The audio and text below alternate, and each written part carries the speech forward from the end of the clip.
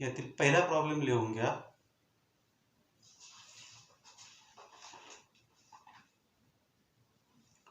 A fan is rotating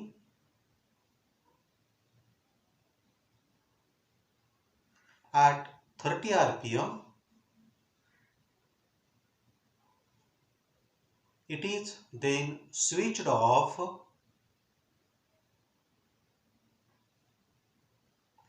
It stops after 21 revolution.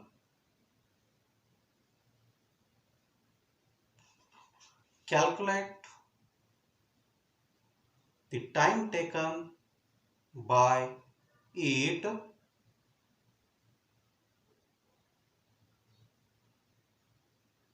to stop, assuming that the frictional torque is constant. Read each line of the problem. A fan is rotating at 30 rpm. rpm म्हणजेच revolution per minute.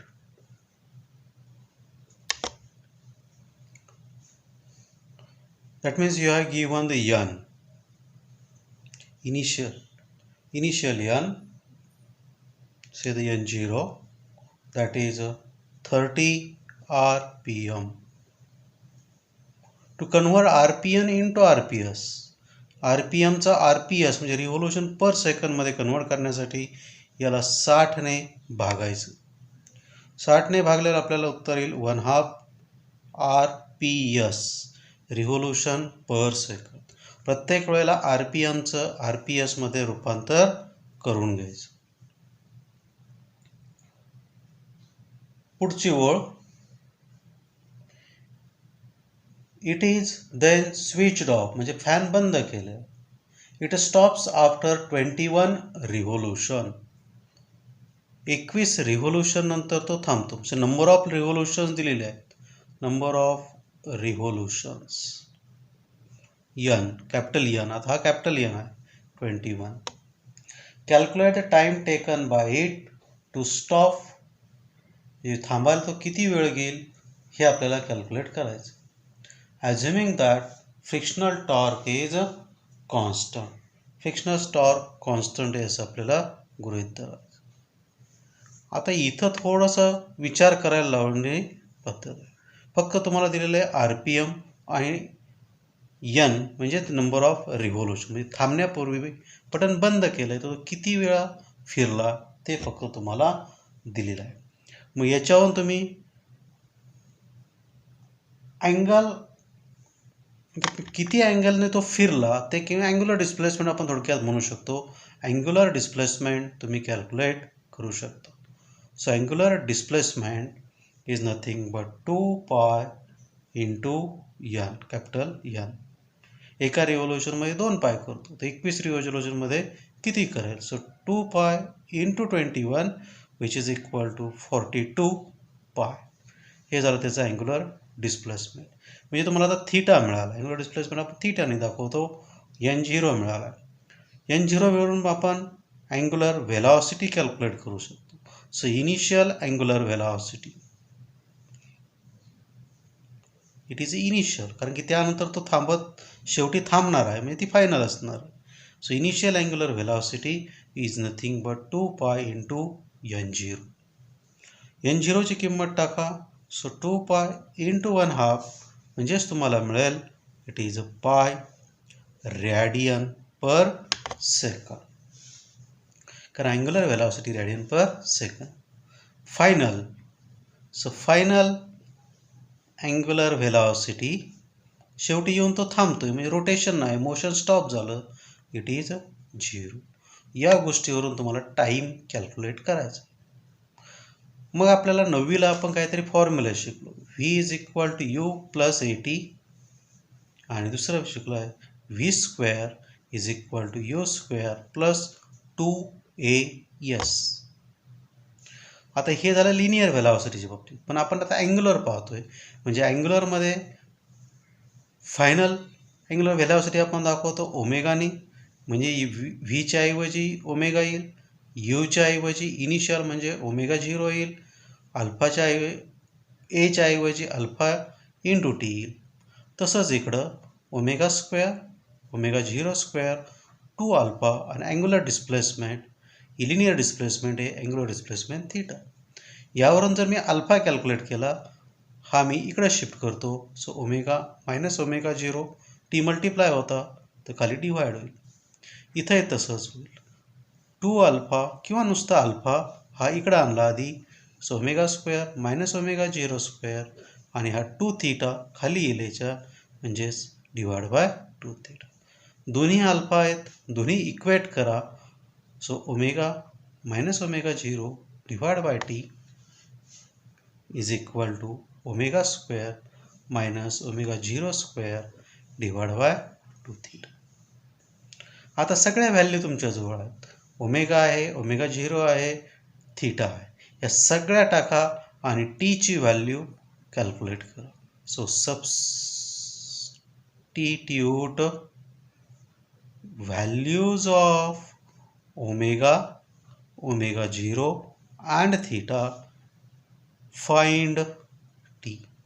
आणि T calculate करून मला याचं उत्तर तुम्ही पाठवायचं आहे. Screen pause करा, आवश्यक ते लिहून घ्या. प्रॉब्लेमही लिहून घेताना तुम्ही स्क्रीन पॉज करून प्रॉब्लेम लिहून घेऊ शकता.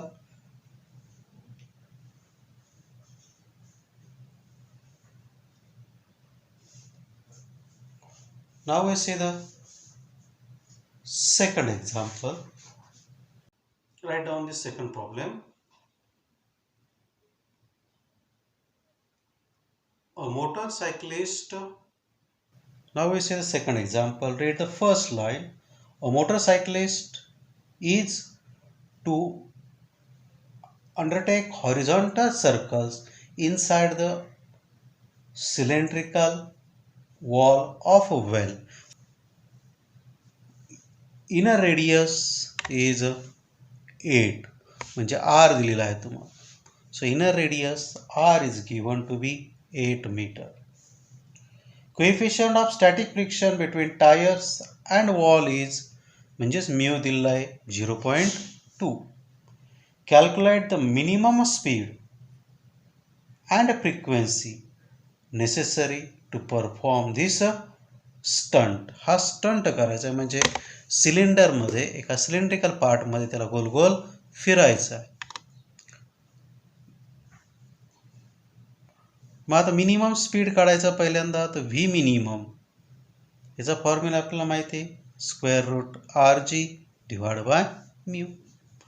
आता आर तुमच्याजवळ आहे, म्यू तुमच्याजवळ आहे, जी पण तुम्हाला दिलेला आहे 10. ह्या किमती टाका आणि व्ही मिनिममची व्हॅल्यू तुम्ही कॅल्क्युलेट करा. हे सोडवून याचे उत्तर मला पाठवायचे आहे. हा एक भाग झाला. दुसरा पार्ट आहे याच्यामध्ये, ते म्हणजे तुम्हाला फ्रिक्वेन्सी काढायची, म्हणजे तो किती फ्रिक्वेन्सीने फिरला पाहिजे, एका सेकंदात किती रोटेशन त्याने घेतले पाहिजे. So n minimum is equal to v minimum divide by 2 pi R. आता तुम्हाला प्रश्न पडला असेल हे आलं कसं. आपल्या व्हेलॉसिटीचा फॉर्म्युला माहिती आहे, v is nothing but distance upon time. मग याच्यावरून v is equal to distance, म्हणजे तो सर्क्युलर पाथ घेतोय, म्हणजेच 2 पाय आर सर्कमफरन्स इतका. टाईम म्हणजे कॅपिटल टी. आता 2 पाय आर मी इकडे शिफ्ट करतो. 2 पाय आर शिफ्ट केला तर काय होईल, V divide by 2 pi R is equal to 1 upon T. आणि 1 अपॉन टी म्हणजेच काय असतं, तर फ्रिक्वेन्सी, म्हणजे V upon 2 pi R is equal to n. म्हणजे फ्रिक्वेन्सीचा हाही एक फॉर्म्युला आहे, V divide by 2 pi R, तोच इथं वापरला आहे. N is equal to v minimum divide by 2 pi R. आता व्ही तुम्ही इथे कॅल्क्युलेट केलेला आहे, 2 माहिती आहे, पाय माहिती आहे. पाय यू हॅव टू टेक 3.142 आणि आर ऑलरेडी माहिती आहे, त्याचीही किंमत टाका आणि हे सोडवा. हे सोडवून याचं उत्तर मला तुम्ही सांगायचं. नीट जर व्यवस्थित कॅल्क्युलेशन केले तर याला लॉग टेबल लागत नाही, काही नाही, पटकन उत्तर तुम्हाला मिळू शकतात. Bracket complete.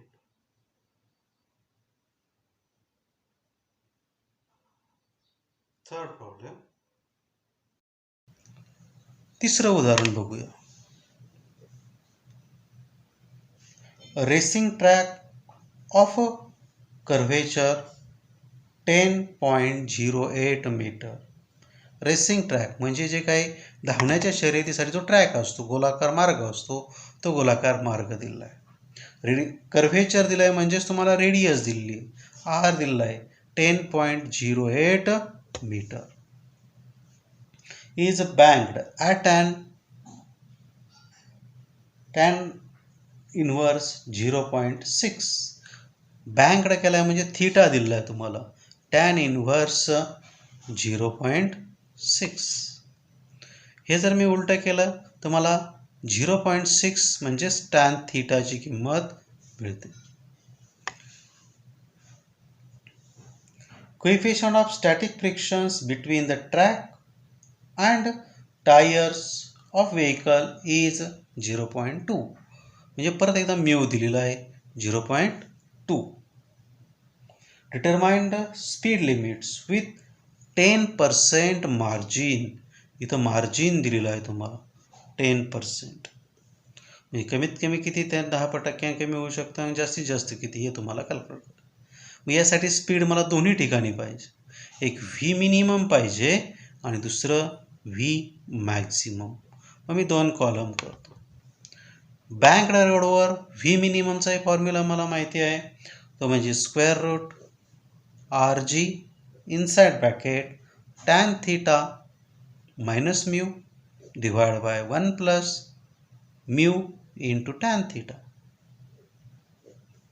हाच फॉर्म्युला इकडे येतो, फक्त साईन चेंज होतो. म्हणजे square root R g tan theta plus mu divide by 1 minus mu tan theta. एवढाच काय तो बदल. आता एक बाजू मी सोडून दाखवतो, दुसरी तुम्ही सोडवायची. आर दिलेला आहे 10.08. जी आहे तो 10 घ्यायचा आहे. Tan theta 0.6 minus mu 0.2 divide by 1 plus 0.2 into 0.6. So in square root याला 10 मल्टिप्लाय केल्यावर हे 100.8 येईल. Inside bracket 0.6 minus 0.2 0.4 divide by 1 plus 6 2 6 गुणिले 2 म्हणजे 12, पण 2 घरानंतर दशांश चिन्ह, याचं एक आणि याचं एक म्हणजे 0.12. मग हे स्क्वेअर रूटमध्ये 100.8 इंटू 0.4 डिवाइड बाय 1.1. आता हे थोडं सोडवलं तर square root 100.8 into 4 divide by 11.2. एक घरानंतर दशांश चिन्ह मागं सरकवलं, इथं एक घरानंतर सरकवलं. पुढं मला मिळेल स्क्वेअर रूट 100.8 इंटू, आता हे खाली आहे त्याच्या हे काढायचं झालं, मला डेसिमल पॉईंट रिमूव्ह करायचं झाला तर वर 0 दिला पाहिजे. 40 डिवाइड बाय 112. हे एवढं सॉल्व तुम्हाला करायचं आहे. हे जर नीट सॉल्व केलं तर तुम्हाला याचं उत्तर फक्त येतं ब्रॅकेटच्या बाहेर 4 मीटर पर सेकंड. हा याचा अर्धा भाग झाला. इथं 2 भाग आहेत, हे मिनिमम झालं. आता हे जर 10% जास्त किती होऊ शकेल हे आपल्याला त्या ठिकाणी काढायचं. या मिनिममपेक्षा 10% जास्त किती होऊ शकेल. इकडं उलटं करायचं, 10% लेस किती होईल हे कॅल्क्युलेट करायचं. मग 10% मोर असं आपण म्हणू शकतो. V minimum should be 10% higher or more, मग त्याची व्हॅल्यू येते व्ही मिनिमम 10% हायर जादा. मग जी किंमत तुमची 4 आली होती, 10% काढायचं म्हणजेच 110 भागिले 100. 0 0 कॅन्सल होईल, आन्सर येईल 4.4 मीटर पर सेकंड. दुसऱ्या बाजूला जे असेल ते व्ही मॅक्स काढलंय आपण, ते तुम्ही काढायचं, मी काढलेलं नाही. पण इथं मात्र मॅक्स काढलंय म्हणलं मिनिमम व्हॅल्यू पाहिजे आणि मॅक्झिमम झाली, पण कमीत कमी किती येऊ शकते. So v max should be, margin किती दिलंय तर 10चं दिलंय, should be 10% lower or less. मग म्हणायचं व्ही मॅक्स लोअर 10% लोअर किंवा lower 10% is equal to v max into 90, कारण 10ने कमी केलं आहे म्हणजे 90 भागिले 100. 0 0 कॅल्क्युलेट करा, तुमचा व्ही मॅक्स जो आला असेल त्याला 9ने मल्टिप्लाय करा आणि 10ने डिवाइड करा, और वी से 9 into v max divide by 10. याचं उत्तर तुम्ही मला काढून पाठवायचं आहे. आज आपण 2 प्रॉब्लेम घेतलेत, 3 प्रॉब्लेम घेतलेत. उद्या पुढचे घेऊ. त्याचबरोबर उद्या तुम्हाला घरी सोडवण्यासाठीही मी आजच्या 3 प्रॉब्लेमवरच आधारित 3 प्रॉब्लेम देणार आहे.